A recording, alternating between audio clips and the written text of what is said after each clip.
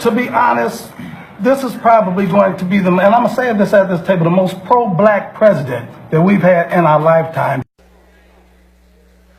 So had that asked me, I would have said, before you praise this president for being pro-black, before you praise this president for caring about ethnic communities and marginalized populations, do your homework. Well, some of y'all didn't do your homework. They didn't do their homework. So let me tell you just a little bit of research, not just him personally, but also some of his policies. Perhaps before they went and sat at this table, they should have done their homework. Because if they had done their homework, they would have known that President Trump has ramped up mass incarceration by instructing Attorney General Jeff Sessions to revitalize the war on drugs. They would have known that of the 87 picks for federal judges, 85 have been white and just one has been black and one has been Hispanic. They would have known that President Trump supported the Department of Justice engaging in unlawful voter purges, making it difficult for blacks to go and vote. They would have known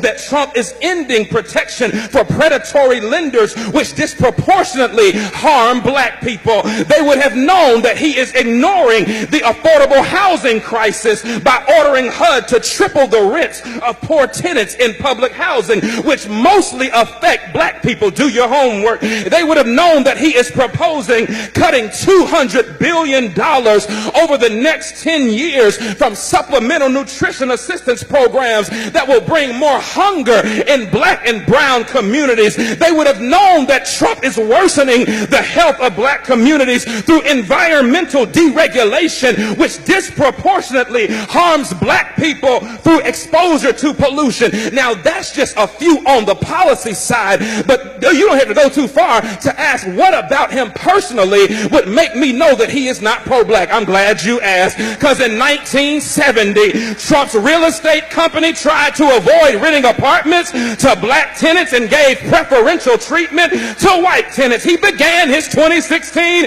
presidential campaign with a speech disparaging Mexican immigrants as criminals and rapists. Y'all remember that? In 2016, he said of people of color, you are living in poverty, your schools are no good, you have no jobs. Hold on, I'm a product of a HBCU and I'm a product of black school systems and black teachers. Don't you ever tell me that my black schools are...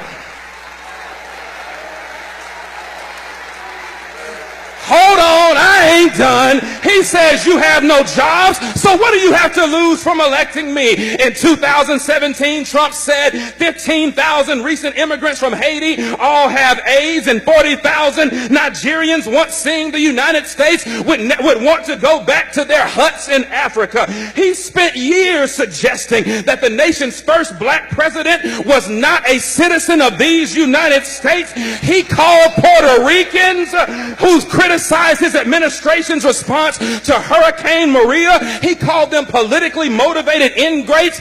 Hold on, but he called those who marched beside white supremacists in Charlottesville, Virginia, he called them very fine people. He hired Steve Bannon, a white nationalist, as his chief strategist. He called Haiti and other African nations S-hole countries, and he's taking credit for an economy that has not been built on his administration, but was built on the backs of 8 years of hard work under the Obama administration.